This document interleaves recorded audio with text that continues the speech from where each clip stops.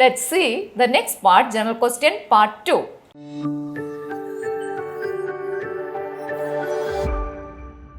Moving to the next topic, that is traveler's diarrhea. You must have heard about traveler's diarrhea. The people who are mostly affected by traveler's diarrhea are young adults. So, please remember that mostly traveler's diarrhea affected by the young adult. Now, the causative organism for traveler's diarrhea are rotavirus and E. coli. So, also remember the organism which causes traveler's diarrhea, that is rotavirus and E. coli. Moving to the next question, that's about hypotension.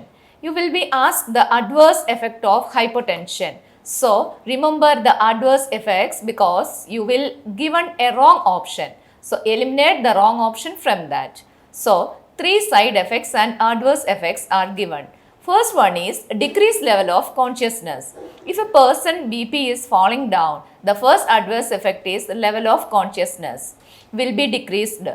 The second one is oliguria, and the patient will have decreased amount of urine output, and then the last one is low coronary blood flow. Coronary blood flow will be decreased. Then 3 things you have to remember in adverse effects of hypotension. The first one is decreased level of consciousness, oliguria, low coronary blood flow. Then suppose the patient is kept under protective isolation. What kind of drink you should be giving to those patients? Answer is you will be giving long life fruit juice and filtered water. Choose that the option that will be given among your options, so that option you will be choosing it right one. And the next one is, suppose a patient is admitted in the hospital with MRSA and he is 80 years old. An 80 years old patient is admitted in the hospital with MRSA. So, what you should be expecting? What the patient will be having?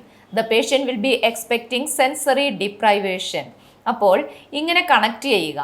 80 years വയസ്സ് old ആയ ഒരു patient ആയതുകൊണ്ട് തന്നെ sensory deprivation ഉണ്ടാകും എന്നോർത്തിരിക്കുക. Okay, so it will be easy for you to remember this. 80 years old patient admitted with MRSA definitely will have sensory deprivation. Okay, then suppose a patient is admitted in the hospital. ഒരു patient ഹോസ്പിറ്റലിൽ admit ആണ്. ആ പേഷ്യൻറ്റിൻ്റെ daughter coming to see the patient, ആ പേഷ്യൻറ്റിൻ്റെ മകൾ അല്ലെങ്കിൽ daughter വരുമ്പോൾ ഡയറിയ ആൻഡ് വോമിറ്റിംഗ് ഉണ്ടെന്ന് വിചാരിക്കുക. So what is the intervention or what is the action of a registered nurse? Will you allow that person to go inside, or what will you tell the daughter or relative? You should be telling the daughter that he or she should be at least symptomatic for the 48 hours before visiting the patient. അതായത് പേഷ്യൻറ്റിനെ visit ചെയ്യുന്നതിൻ്റെ ഒരു 48 മണിക്കൂർ മുൻപ് തന്നെ അവരുടെ vomiting and diarrhoea symptoms subside ആയിരിക്കണം. ആ symptoms വെച്ചുകൊണ്ട് അവർക്കൊരിക്കലും പേഷ്യൻറ്റിനെ കാണാൻ സാധ്യമല്ല. So tell the patient that symptoms should be subsided before 48 hours of visiting. Should not be allowing that patient to go inside. Now, we'll see the first stage of wound healing. It is hemostasis. Hemostasis is the first stage wound healing. Remember the term, and this is for 5 to 10 minutes only. Hemostasis is only 5 to 10 minutes. And how the dressing should be an effective wound healing? 4 characteristics should be there for a dressing. First one is it should be high humidity. It should be insulated properly, and it should be having a proper gastric exchange, and it should be an absorbent. Now the patient comes with you necrotic wound. What type of dressing you should be using? Necrotic wound ഉള്ള ഒരു patient നിങ്ങളുടെ അടുത്ത് വന്നാൽ ഏത് type of dressing ആണ് നിങ്ങൾ ആ പേഷ്യൻറ്റിന് യൂസ് ചെയ്യുന്നത്? Remember the term, you have to debride that wound and means necrotic. Dead ടിഷ്യൂവിനെ ആദ്യം നമ്മൾ റിമൂവ് ചെയ്യും. അതിനുശേഷം apply hydrogel dressing. Hydrogel dressing ചെയ്ത് കഴിഞ്ഞതിന് ശേഷം after debridement apply hydrogel dressing after debridement. Next, what are the 4 stages of wound healing? First one, as we have discussed, it is hemostasis, that is for 4 to 5 minutes. Now, inflammatory phase, that is 1 to 5 days after the wound happens. Then proliferative phase is for 3 to 4 days. Last phase is maturation phase. It is for 21 days to 1 year. Remember the 4 phases and the time duration. Now the pressure sore grading. ഒരു pressure സോറിനെ നമ്മൾ grade 1 എന്ന് grade ചെയ്താൽ ആ wound എന്തായിരിക്കും? There would be blanching and blister ആയിരിക്കും. അല്ലെങ്കിൽ വൂണ്ടിൽ എന്തെങ്കിലും ബ്ലാഞ്ചിങ് ഉണ്ടാകും, അല്ലെങ്കിൽ ബ്ലിസ്റ്റേഴ്സ് ഉണ്ടായിരിക്കും. ബ്ലാഞ്ചിങ് ഓർ ബ്ലിസ്റ്റർ ഫോർമേഷനുള്ള ഒരു വൂണ്ടിനെയാണ് നമ്മൾ ഗ്രേഡ് 1 ആയി കൺസിഡർ ചെയ്യുന്നത്. Then grade 2-ൽ എപ്പിഡെമിസ് ആൻഡ് ഡെമിസ് അഫക്റ്റഡ് ആണ്. So the answer is grade 2-ൽ സ്കിന്നിൻ്റെ എപ്പിഡെമിസ് ആൻഡ് ഡെമിസ് അഫക്റ്റഡ് ആണ്. ഗ്രേഡ് 3-ൽ വരുമ്പോൾ ഫാറ്റ് ഇൻവോൾവ്മെൻറ്റ് ഉണ്ടാകും, അഡിപ്പോസ് ടിഷ്യൂവിൻ്റെ ഇൻവോൾവ്മെൻറ്റ് ഉണ്ടാകും, സബ്ക്യൂട്ടേനിയസ് ലെയറിൻ്റെ ഇൻവോൾവ്മെൻറ്റ് ഉണ്ടാകും. In grade 3, fat is involved, adipose tissue is involved, and subcutaneous layer is involved. Now in grade 4 is the severe form of pressure sore and the muscles bone is tendons and are involved. Muscles ബോൺസും ടെൻഡൻസും involve ആയിരിക്കും. Usually നമ്മൾ വെളിയിൽ നിന്ന് നോക്കുമ്പോൾ തന്നെ പേഷ്യൻറ്റിൻ്റെ bed സോറിൽ നിന്ന് നമുക്ക് മസിൽസ് ബോൺസ് ആൻഡ് ടെൻഡൻസ് ഒക്കെ വിസിബിൾ ആണെങ്കിൽ we will grade that pressure sore as grade 4. Remember the grade and remember the body, the depth of the tissue which is involved. Okay, now what is back ears? എന്താണ് back ears? Back ears എന്ന term define ചെയ്യുന്നത് എന്താണ്? So that means 20 manufactured cigarettes smoked by a person for an year. Now the chest tube, you have inserted a chest tube for a patient and you are seeing a fluctuations of the fluid in that. In the ട്യൂബിൽ fluid fluctuations കാണുവാണെന്ന് വിചാരിക്കുക. What is it indicates? Your question will be, you are seeing a fluctuation in your chest tube which you are inserted. Okay, so what is the conclusion? This is the normal finding. Fluctuation in the tube is normal finding which is come to continue and monitor it. Suppose an endotrachea tube is inserted for a patient after a radial neck dissection. Radial neck ഡിസെക്ഷന് ശേഷം നമ്മളൊരു പേഷ്യൻറ്റിന് എൻഡോട്രക്കിയ tube insert ചെയ്തു എന്ന് വിചാരിക്കുക. ഇനിയും അതിൽ നിന്ന് strider സൗണ്ടും വരികയാണെങ്കിൽ നമ്മൾ എന്താണ് ചെയ്യേണ്ടത്? Being an RN, what's your first intervention? What action you will take? Airway obstruction or airway എഡിമയോ കൊണ്ടാണ് സ്ട്രൈഡർ ഉണ്ടാകുന്നതെന്ന് ഒരു RN മനസ്സിലാക്കിയിട്ട് immediately she should be reporting it. Now we are going forward to the yellow card scheme. I am going to give a few options. The question on your exam will be like this, that the yellow card scheme all are included. All of the following are included in the yellow card scheme except, I am going to read the options. First one, all adverse reactions. Second one, electronic signals. The third one is defects in mechanical devices. And the last one, none of the above. So the answer option you will choose none of the above. Remember the options and also remember the name yellow card scheme. We are talking to a Hispanic patient. A registered nurse is communicating with Hispanic patients. What are the things they should be remembering? Include Hispanic healthcare member or professional who knows who is Hispanic. And there should be an interpreter and education. What you give should be written in Spanish. Whatever you are going to teach the patient, for you are telling the patient should be written in Spanish. And finally, you should be speaking in the normal tone. Usually, ഏത് ടോണിനെ പറ്റിയാണ് അല്ലെങ്കിൽ ആ ടോണിനെ പറ്റിയാണ് ഈ ഒരു ടോപ്പിക്കിൽ questions വരാറുള്ളത്.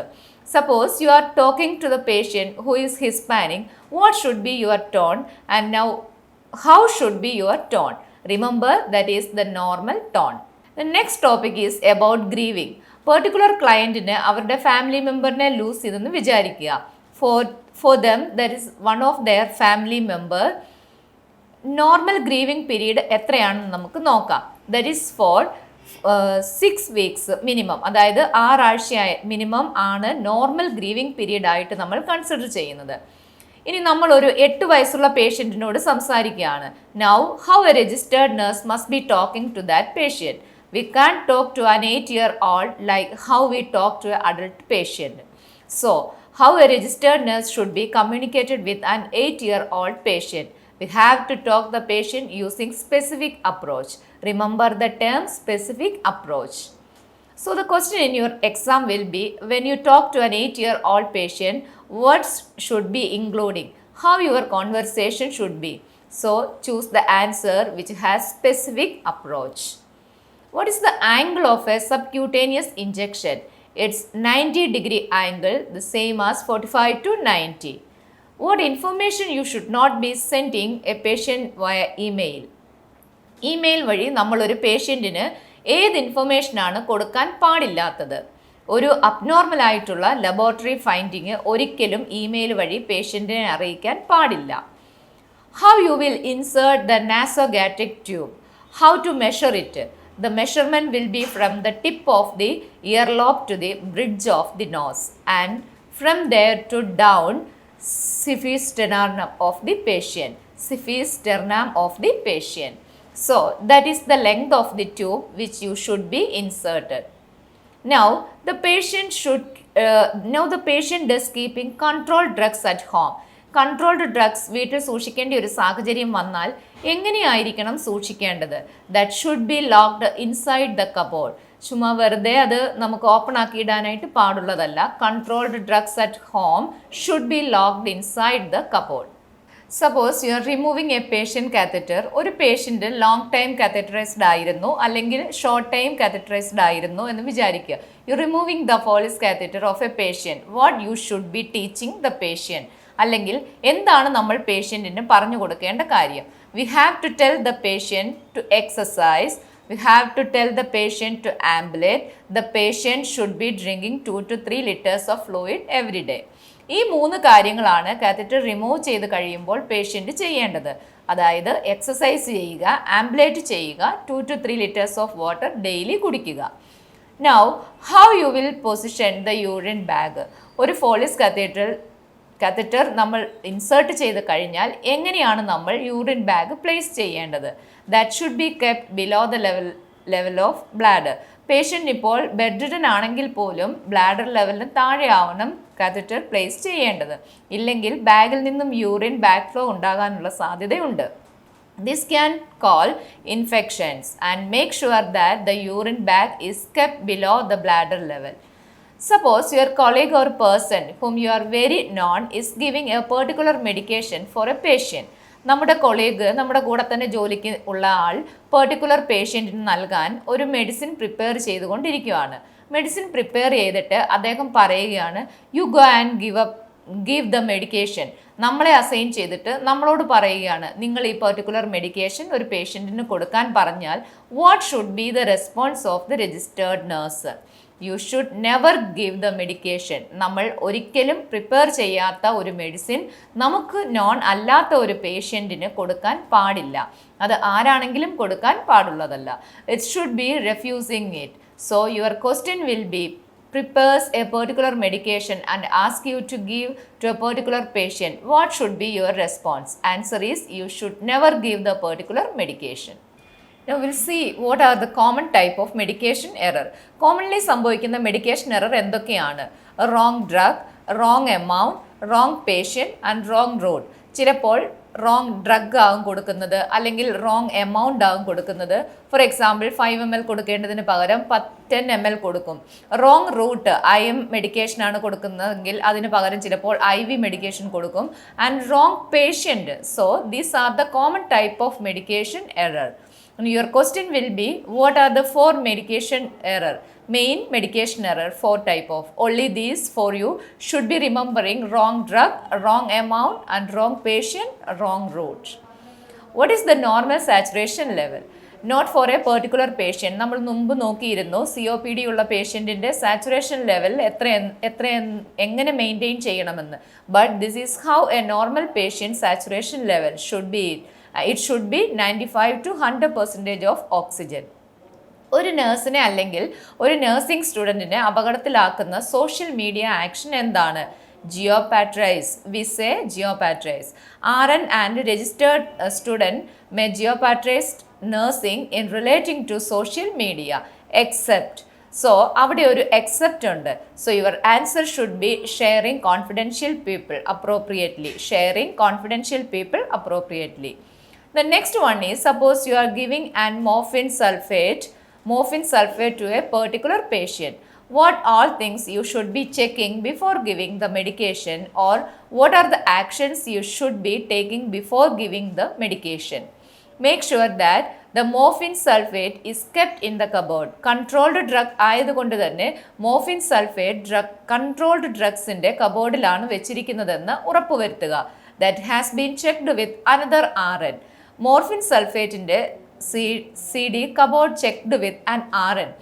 Document did another controlled drug book. അതായത് നമ്മളൊരു കൺട്രോൾഡ് ബുക്കിൻ്റെ റെക്കോർഡിൽ ഡോക്യുമെൻറ്റും ചെയ്തിരിക്കണം. ഡോക്യുമെൻ്റ് ചെയ്യുക. Together check the prescription and identified the patient to simplify. നമുക്കറിയാം കൺട്രോൾഡ് ഡ്രഗ് ആണ് morphine sulphate. That will kept on CD cupboard. So CD കബോർഡിൻ്റെ ഉള്ളിൽ മോർഫിൻ സൾഫേറ്റ് മറ്റൊരു രജിസ്റ്റേർഡ് നേഴ്സുമായി വന്ന് കൺഫേം ചെയ്യുക. അതിനുശേഷം നമ്മൾ അത് വേറെ ഒരു കൺട്രോൾഡ് ഡ്രഗ് ബുക്കിൽ റെക്കോർഡ് ചെയ്യുക. അതിനുശേഷം അതൊരു രജിസ്റ്റേർഡ് നേഴ്സ് അല്ലെങ്കിൽ മറ്റൊരു രജിസ്റ്റേർഡ് നേഴ്സായിട്ട് വന്ന് ചെക്ക് ചെയ്തതിന് ശേഷം കറക്റ്റായിട്ടുള്ള പേഷ്യൻറ്റിന് ഐഡൻറ്റിഫൈ ചെയ്തിട്ട് വേണം മോർഫിൻ സൾഫേറ്റ് കൊടുക്കാൻ. Now we are going to see MRSA, which is very important to your exam. MRSA is the gram-positive bacteria. Remember, MRSA is the gram-positive bacteria. MRSA can be cured by beta-lactam antibiotics or penicillin. How a person get infected with MRSA? This is through open wounds and catheterization. Open wounds വഴിയും long term catheterization വഴിയും ഒക്കെയും ചെയ്തിരിക്കുന്ന ഒരു പേഷ്യൻറ്റിന് MRSA വരാനുള്ള സാധ്യത ഉണ്ട്. Now the signs and symptoms of MRSA.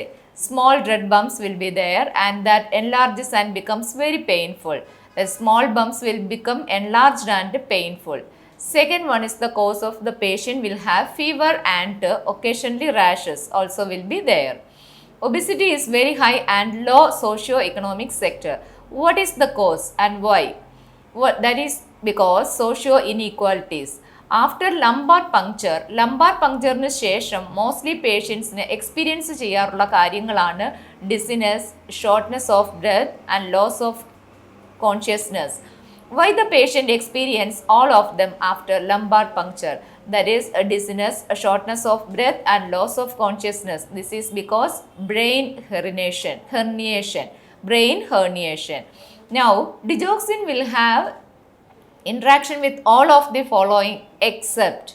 Your question will have so many options will be there. Your question will be like this. Digoxin will have an interaction with all of the following except.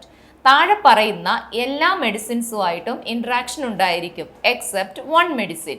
ആ ഒരു മെഡിസിനായിട്ട് മാത്രം digoxin ഒരു ഇൻട്രാക്ഷനും ഉണ്ടാകില്ല. അതേതാണെന്നായിരിക്കും question. Except what? The right answer is NSAIDs. NSAIDs is the right option. Then, how can you define NMC? Definition for NMC is responsible for RN standards with ethics, conduct and performance. Now, how to instruct the patient to use Zimmer frame? Zimmer frame use ചെയ്യേണ്ടത് എങ്ങനെയാണ്? Lift the frame, then place one step ahead. Frame ആദ്യം lift ചെയ്യുക, എന്നിട്ട് one step മുന്നോട്ട് എടുക്കുക. Now, push the frame in front and hold the unaffected leg to the frame. ആദ്യം നമ്മൾ unaffected ആയിട്ടുള്ള ലെഗാണ് ഫ്രെയിമിൽ വെക്കേണ്ടത്. ആദ്യം ലിഫ്റ്റ് ചെയ്യുക, എന്നിട്ട് വൺ സ്റ്റെപ്പ് എഹെഡ് വെക്കുക. വൺ സ്റ്റെപ്പ് എഹെഡ് വെക്കുന്നത് push the frame in front ആണ്. ഫ്രണ്ടിലേക്ക് പുഷ് ചെയ്തിട്ട് unaffected leg should be put first.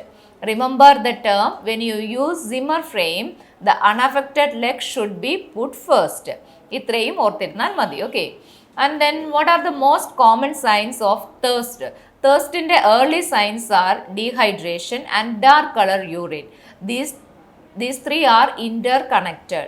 So thirst is related to dark color urine and dehydration. Now we have learned about MUST, MUST. What is the medium risk intervention? Choose the medium risk intervention, that is assess dietary intake of a patient for the past 3 days. ചാർട്ടിൽ വെച്ച് നമ്മൾ assess ചെയ്യുമ്പോൾ medium risk ഉള്ള പേഷ്യൻറ്റിനെ dietary intake വെച്ച് പേഷ്യൻറ്റിനെ അസസ്സും ചെയ്യണം for the past 3 days. Most common cause of fall in elderly. Old പേഷ്യൻസിൽ ഫോൾ വളരെ കോമൺ ആണ്. What is the reason behind it? Why this fall often?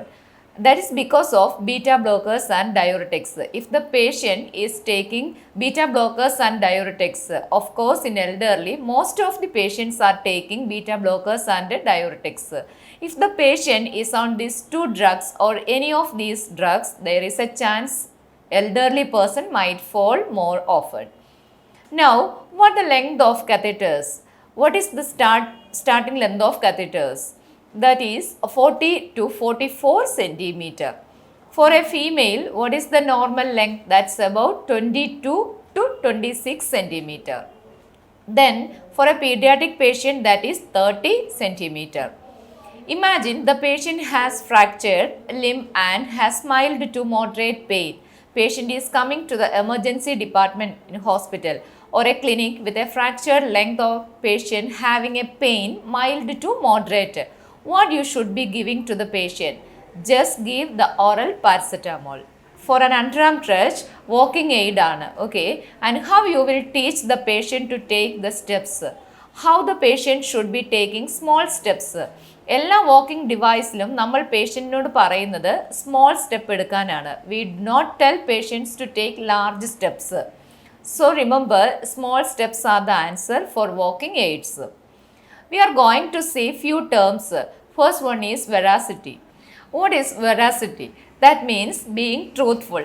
Truthful ആയിട്ടിരിക്കുക എന്നതാണ് ഇതിൻ്റെ meaning. Next one is beneficence. That means the act of doing good is termed as beneficence. Next one is non-maleficent. That means doing no harm. Not doing any harm to anyone. That means maleficent. Next one is fair. F-A-I-R. That means just. These are the terms and meaning. Okay, an elderly patient with fluid volume deficit will not have many signs and symptoms. Only have one sign and symptom. Your question will be, an elderly patient with fluid volume deficit all but what? Should be choosing distended neck vein when supine position. അതായത് supine പൊസിഷനിൽ കിടക്കുന്ന സമയത്ത് neck veins distant ആകാനുള്ള സാധ്യത ഉണ്ട്. So, elderly patients with fluid volume deficit will have distended neck vein when the patient is in supine position. Now, WHO analgesic ladder. Level 1. Level 1 is non-opioids. What are the drugs that comes under this? That is NSAIDs and corticosteroids. Now, in level 2, weak opioids, for example, codeine. Now, in level 3, strong opioids. So, what are the examples for these strong opioids? Morphine sulfate, acetaminophen, lorazepam. These are the stronger opioids. Remember the WHO analgesic ladder levels and categories and medicine which comes under this. Now, we are going to see about gouts. What is the diets in gouts? In gouts, you should be telling to the patient low purine diet. Now, the patient must exercise and avoid energy drinks and caffeine. So, ഇത്രയും ആണ് നമുക്ക് ഈ portions ഈ ഒരു ടോപ്പിക്കിൽ discuss ചെയ്യാനായിട്ടുള്ളത്.